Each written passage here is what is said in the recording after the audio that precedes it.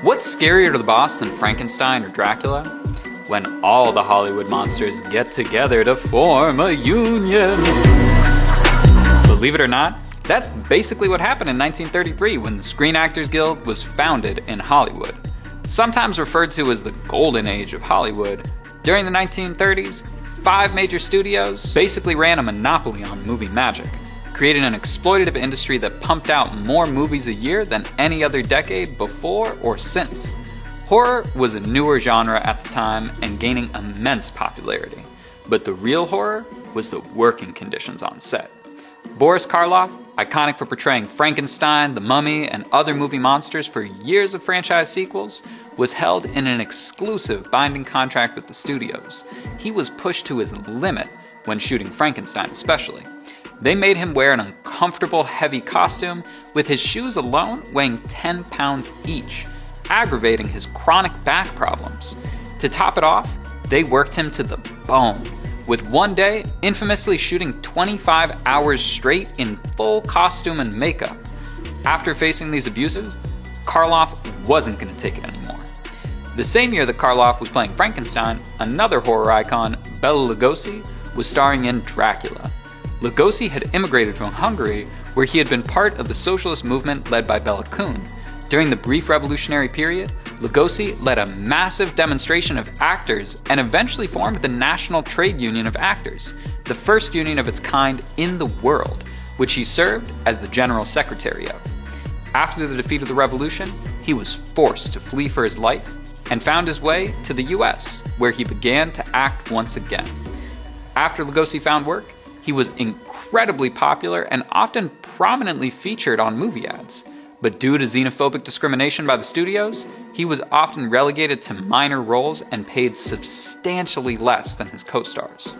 Neither of their experiences were unique though, and actors across Hollywood, no matter how successful or famous, faced extremely exploitative contracts and abusive working conditions. Actors were trapped in long-term contracts that controlled their finances, their roles, and even their public appearances and romantic lives.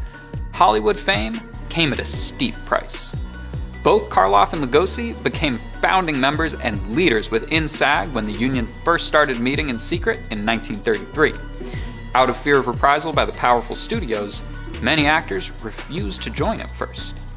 However, that all changed suddenly when the studio bosses colluded with one another to basically fix prices to systematically underpay actors, ensuring they wouldn't try to outbid each other for talent.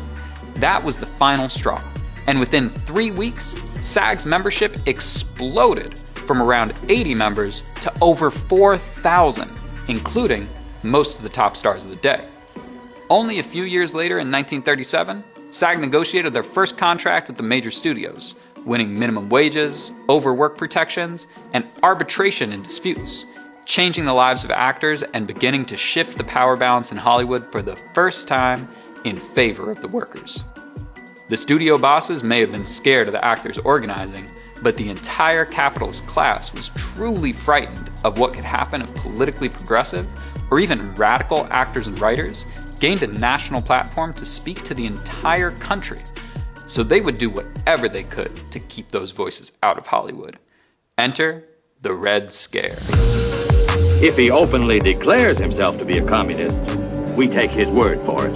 In 1947, the same year the US launched the Cold War through its foreign policy, the anti-communist witch hunts at home began a wave of attacks on progressive political figures and organizations, starting with unions. Unions were the leading organization for working-class politics in the US, representing 1 in 3 workers and leading over 5 million on strikes across major industries immediately after World War II. That same year, Congress passed the Taft-Hartley Act, which would politically hamstring unions by imposing major restrictions on strike activity, creating the framework to implement racist right-to-work laws, and requiring union leadership to sign anti-communist affidavits. In one of their most dramatic investigations in 1947, the House Committee on Un-American Activities led the witch hunts against alleged communists and Hollywood unions. Starting from attack lists published in The Hollywood Reporter, a popular tabloid, Congress called 10 award-winning screenwriters to testify, including John Howard Lawson, a founding member and the first president of the Screenwriters Guild, Lester Cole and Samuel Ornitz, the other two central figures of the Writers Union, and Dalton Trumbo, who was the highest paid writer in the world then for his critically acclaimed scripts. The Hollywood 10 defiantly stood against the witch hunts by asserting their constitutional rights to their own political beliefs and association, refusing to incriminate themselves or their colleagues. For their refusal to participate, they were held in contempt and sentenced to a year in prison. Congress, the studios, and the union's reactionary president, none other than future President Ronald Reagan, then colluded to ensure that these 10 would never work in Hollywood again, beginning the Hollywood blacklist. Continuing to claim that the specter of communism was haunting Hollywood, studio execs and Cold Warrior politicians added hundreds more names to the blacklist who would then basically be barred from working in the American film industry ever again, simply for what they believed or said, or if someone powerful just had a grudge against them. Most studios took it even further, pumping out anti-communist propaganda films to prove their loyalty while rooting out any dissident or pro-peace voices in the industry for decades to come. Hear it from the Hollywood 10 themselves. When we were asked, are you now or have you ever been a member of the Communist Party? The committee was really preparing to ask you, are you now or have you ever been in favor of peace? This may feel like the distant past, but the ghost of the Hollywood blacklist is still haunting Hollywood today. While Hollywood attempts to present a progressive veneer, working conditions are still harsh and exploitative for many, and dissident voices are not tolerated if the industry bosses say they've gone too far. Today, actors in Hollywood are still facing these attacks, both from within their industry and from the federal government once again. Over 2 years of the genocide in Gaza, many actors like Susan Sarandon and Melissa Barrera were dropped from agencies and fired from projects for expressing their political beliefs. When the Hollywood 10 faced persecution, their colleagues organized and fought back through the Committee for the First Amendment, including Humphrey Bogart, Judy Garland, Katharine Hepburn, and Frank Sinatra. Just like them, hundreds of other actors rallied behind their colleagues today, including Mark Ruffalo, Rami Youssef, Cynthia Nixon, Rosie O'Donnell, and Common.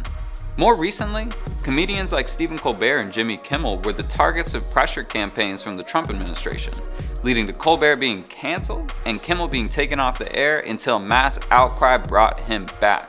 These attacks on free speech can't be accepted or normalized, whether against high-profile figures like Sarandon or Kimmel, or countless public educators and government workers fired for calling out Trump, or simply for their beliefs.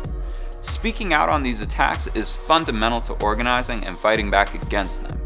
And if we don't speak out against injustice, we'll never know justice.